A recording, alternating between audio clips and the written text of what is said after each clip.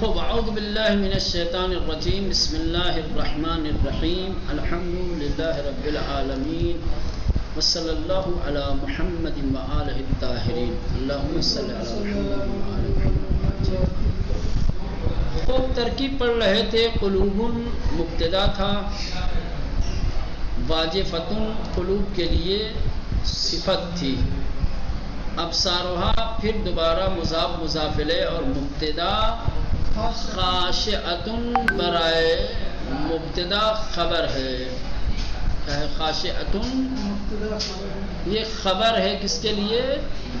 خاشعہ کے لیے، ابصارها کے لیے. خاشعۃ ابصارها کی خبر ہے. وَإِن جملہ دل محل رفع خبر برائے قلوب ضمیر ابصارها رابط و عائد بقلوب اس. کہہ رہے کہ یہ جو جملہ ہے محل رفع میں ہے قلوب کے لیے خبر ہونے کی وجہ سے.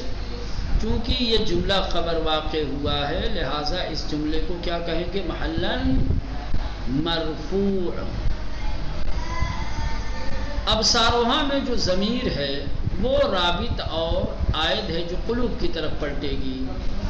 یا بے اعتبار ان کی مقصود از قلوب اشخاص باشد، یا اس لحاظ سے کہ قلوب سے مراد اشخاصوں از باب اطلاق جز بکل، جز کا کل پر اطلاق ہونے کے باب سے. جزئی کی با فقدان آن کل نابود می شود، ایسا جز کہ جس کے فاقد ہو جانے، جس کے ختم ہو جانے، نابود ہو جانے سے کل نابود ہو جائے. مانند اطلاق رقبہ بر شخص، جیسے گردن کا اطلاق شخص پر، کہ اگر گردن نابود ہو جائے تو شخص جو ہے نابود ہو جائے گا.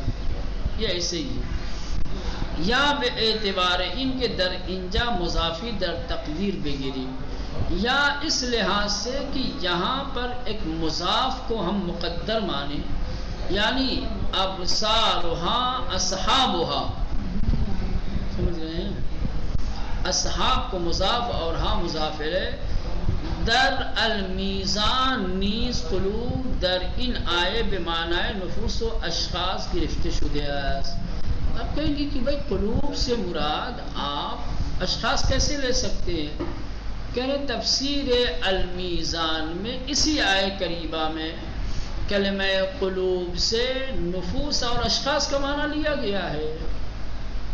سمجھ رہے ہیں؟ جز کا اطلاق کل پر کیا گیا ہے. جملہ قلوب استئنافیہ، اس کے بعد جو جملہ قلوب ہے وہ استئنافیہ ہے، اور جانتے ہیں کہ جملہ استئنافیہ محل اعراب یقولون فعل فاعل، جملے در محل نصب حال برائے ضمیر ہا در ابصارها. کرے کہ یقولون فعل فاعل، فعل فاعل یہ جملہ محل نصب میں ہے حال ہونے کی وجہ سے. کس کا حال؟ کہہ رہے ہیں کہ ابصارها میں جو ہا ہے اس کے لیے حال ہے. ومراد از آن ضمیر اصحاب قلوب است، اور ابصارها میں جو ہا ہے اس ضمیر سے مراد اصحاب قلوب ہیں. یا ان کے جملہ یقولون استئناف بیانی، یا یہ کہ جملہ یقولون کیا ہے؟ استئناف بیانی ہے اور محل اعراب نہیں رکھتا. تو یقولون کے سلسلے میں دو احتمال ہے، یا تو یقولون فعل و فاعل جملہ حال ہو محل نصب میں ہو ابصارها کے لیے، یا آپ یقولون کو جملہ استئنافی بیانیہ مان لیں تو محل اعراب نہیں رکھے. ٹھیک. حمزہ استفہام انکاری، اور کیا کس کے لیے آتے ہیں مولانا؟ استفہام انکاری. استفہام دو طریقے کا ہوتا ہے، ایک اثباتی، ایک یہ حمزہ جو آتا ہے یہ زیادہ تر کیا ہے؟ استفہام انکاری کے لیے. ان حرف مشبہ بالفعل و اسمش، ان حرف مشبہ ہے اور نا میں جو آپ دو نا تھا نا، ان ننا تھا، تو نا جو ہے وہ اس کا اسم ہے. لام تاکید ہے کہ برخبر ان درمی آیا، جو ان کی خبر پر آتا ہے. لام ہم لام ابتدا، لام وہی لام ابتدا ہے کہ فائدش تاکید مضمون جملہ مباشر، جو جملے کی مضمون کی تاکید کے لیے آتا ہے. جملے کا جو مضمون ہوتا ہے اس کی تاکید کے لیے یہ لام ابتدا آتا ہے.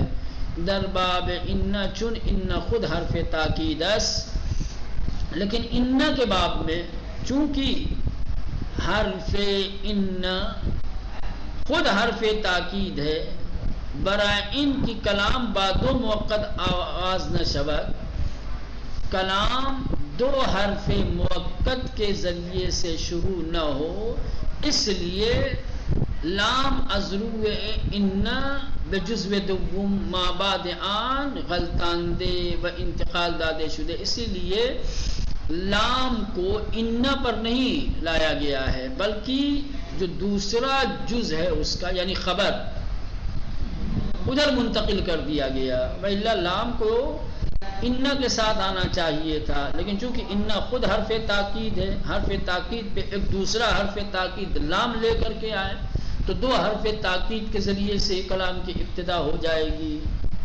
اس سے بچنے کے لیے لام ابتدا کو تو ابتدا میں ہونا چاہیے تھا نا، لیکن چونکہ ابتدا میں خود ایک حرف تاکید ہے، سمجھ رہے ہیں، اب لام ملا دیں گے تو دو حرف تاکید ہو جائے گا، تو دو حرف تاکید سے کلام کا آغاز ہوگا. وہ نہیں چاہتے کہ دو حرف تاکید سے کلام کی ابتدا ہو، اس لیے لام باوجود ہے کہ حرف ابتدا ہے اس کو ان کے دوسرا جو جز ہے، دوسرا حصہ ہے، ادھر منتقل کر دیا گیا.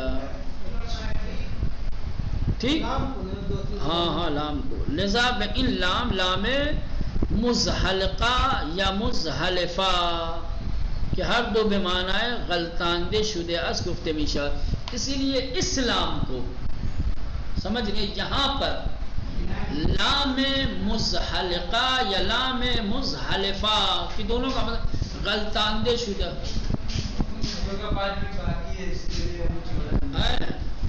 جو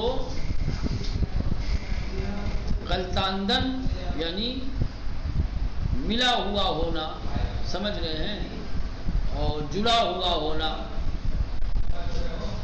مخلوط ہونا، اور اردو میں بولتے ہیں کچڑ میں اگر کوئی بالکل نہائے ہوئے ہو تو اس کیا کہتے ہیں، غلطاندن یعنی لتھڑنا. یہ چونکہ لفظ یہاں پہ صحیح نہیں تھا، اس لیے چونکہ یہ کہا جائے گا ملحق کر دیا گیا ہے، ملا دیا گیا ہے، جوڑ دیا گیا ہے. ٹھیک ہے مولانا، مزحلقہ یا مزحلفہ کہیں گے یہاں پر. چلیں آگے، مردودون خبر برائے ان، انا مردودون یہ ہو گیا حرف مشبہ بالفعل اور اس کا اسم، اور مردودون اس کی خبر. اب آئیے فی الحافرہ جار و مجرور متعلق بے مردودون، ان کے فیرا بمعنی الا بگیری. کہہ رہے ہیں کہ یہ کہ ہم یہاں پر حرف فی کو الا کے معنی میں لیں تو یہ زیادہ بہتر ہوگا، زیرا مادہ رد یک مفعول بے واسطے میں گیرت، کیونکہ جو رد ہے یہ ایک مفعولی ہے اور بلا واسطہ آتا ہے، رد یردو. ٹھیک ہے مولانا، ہاں، کیونکہ مادہ رد ایک مفعول ہے اور بے واسطہ ہے، وہ بے مفعول دیگرش بے وسیلہ الا تعدی میں گنا، اور جب دوسرا مفعول چاہتا ہے تو الا کے ذریعے سے دوسرا مفعول کیا ہے، ہاں دوسرا مفعول اس کے لیے لایا جاتا ہے. دوسرا مفعول پہلا مفعول بلا واسطہ، دوسرا مفعول الا کے ذریعے، تو اس کو مفعول دوم پھر لے لیا جائے گا، حافرہ کو مانا جائے گا اور فی کو بمعنی الا لیا جائے گا. یہ ایک وجہ ہو سکتی ہے. وہ مفعول دیگرش اور ردہ کا جو دوسرا مفعول ہوتا ہے بے وسیلہ الا تعدی می کند، وہ الا کے ذریعے سے متعدی ہو. و اگر فیرا بمعنی الا نگیری، کہنے کہ اگر ہم فی کو الا کے معنی میں نہیں لیں گے تو باید بے گوئیم کی فی الحافرہ متعلق بے عامل محذوف و در محل نصب است. تو ہم کو یہ کہنا پڑے گا کہ جملہ فی الحافرہ کیا ہے؟ متعلق ہے ایسے عامل سے کہ جو محذوف ہے اور یہ محل نصب میں ہے بنابر حالیت. کس کے لیے؟ حال کے لیے. تو کہہ رہی کہ اگر فی کو الا کے معنی میں ہم نہیں لیں گے تو پھر ہمیں یہ کہنا پڑے گا کہ حافرہ کیا ہے؟ متعلق ہے ایک عامل محذوف سے، اور پھر یہ محل نصب میں ہوگا مردودون میں جو ضمیر ہے اس کے حال ہونے کی بنیاد پر. ظاہر سی بات جب حال ہوگا تو محل نصب میں کہا جائے. جملہ انا در محل نصب مقول برائے قول کیا ہے؟ مقول قول ہے. ٹھیک، مقول قول منصوب ہوتا ہے مفعول ہونے کی بنیاد پر. ٹھیک مولانا. اس کے بعد حمزہ استفہام انکاریس و برائے تاکید انکار ما قبل آمد است، اور ما قبل کے انکار کی تاکید کے لیے آیا ہے. اذا ظرف زمان مستقبل اور شرط کا معنی رکھتا ہے اور محل نصب میں ہے، متعلق اس بجواب خودش اور اپنے جواب سے متعلق ہے، وہ مضاف اس بے شرطش اور مضاف ہے اپنی شرط کی طرف. انا فعل ناقص و اسمش. ٹھیک، انا کأنا. ٹھیک ہے، یہ وہ کأنا کنا ہو گیا فعل ناقص، یا کانا یکونو. ٹھیک، کنا فعل ناقص اور نا جو اس میں ہے وہ اس کا اسم ہے. اضامن خبر کانا. نخرہ صفت برائے اضامن و جملہ کنا در محل جر مضاف الیہ. نخرہ صفت ہے کس کی؟ اضامن کی. اور یہ پورا جملہ کنا اضامن نخرہ یہ محل جر میں ہے مضاف الیہ ہونے کی وجہ سے برائے اذا. اذا مضاف ہے اور یہ کنا اضامن نخرہ مضاف الیہ، لہذا یہ جملہ محل مجرور ہوگا. ان جملہ شرط اذاس، اور یہ پورا جملہ کیا ہے؟ اذا کی شرط ہے. جب پورا جملہ اذا کی شرط ہو گیا تو اب جواب چاہیے، وہ جواب اذا محذوف ہے. اذا کا جواب کیا ہے؟ محذوف ہے. تو عبارت کیسے تھی؟ تقدیر کیا ہے؟ کہہ رہے اذا کنا عظاما نخرا نرد و نبعثو. یہ نرد و نبعثو یہ کیا ہے؟ ہمیں جواب محذوف ناصب اذاس، اذا کا ناصب ہے. می تمام گفت جملہ اذا نیز مقول قول. یہ بھی کہہ سکتے احتمال ہے کہ جملہ اذا بھی مقول قول ہے اور محل نصب میں ہے. دو یا ان کے ان دو جملے و جملے قبل روئے ہم رفت مقول قول ہستن، یا یہ کہ پہلے والا جملہ اور یہ جملہ دونوں جملے کیا ہے؟ مقول قول ہوں. ٹھیک، دونوں جملہ یعنی یا اوپر والا، ہاں جو اوپر ابھی نہیں گیا ہے فی الحافرہ، ہاں وہ مقول قول تھا. یہ بھی جو ہے اذا کنا عظاما نخرا، یہ بھی یہ دونوں جملے کیا ہوں؟ مقول قول. جب مقول قول ہوں گے تو کیا کہیں گے؟ محلن منصوب. یہ یاد رکھیں مقول قول. مقول قول کس کو کہا جاتا ہے؟ یعنی ایک کلمہ قال یقول کوئی بھی آیا ہو پہلے، اس کے بعد کی جو باتیں ہوتی ہیں اس کو مقول قول کہا جاتا ہے. یقولون اوپر سب سے پہلے آیا. ہاں، اب یقولون کے بعد جتنی باتیں ہیں ہاں اچھا یہ جو مقول قول ہوگا اس کو مقول قول کہیں گے. ٹھیک، کہیں پر بھی قال یقول کسی بھی طریقے کا سیگا جو ہے نا اس کے بعد جتنا آتا ہے، ہاں اس کے بعد جو بات کہی جاتی ہے اس کو کہتے ہیں مقول قول، یعنی قول میں جو کہا گیا. ٹھیک، وہ کیا ہوتا ہے؟ منصوب ہوتا ہے. کیونکہ قال یقول کا ایک فعل و فاعل ہوتا ہے اور یہ مفعول کیا ہو جاتا ہے، پھر مفعول ہو جاتا ہے. ٹھیک، یہاں تک ہو گیا. اب اس کے بعد پھر قالو فعل و فاعل جملہ استنافیہ اور محل اعراب نہیں رکھتا.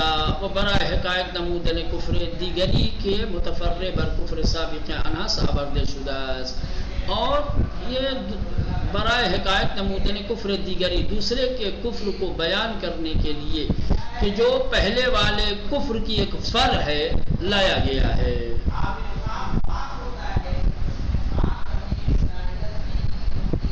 ٹھیک، واضح ہوا. چلیں یہاں تک رہنے دیں، تلکا سے انشاءاللہ کل دیکھیں گے.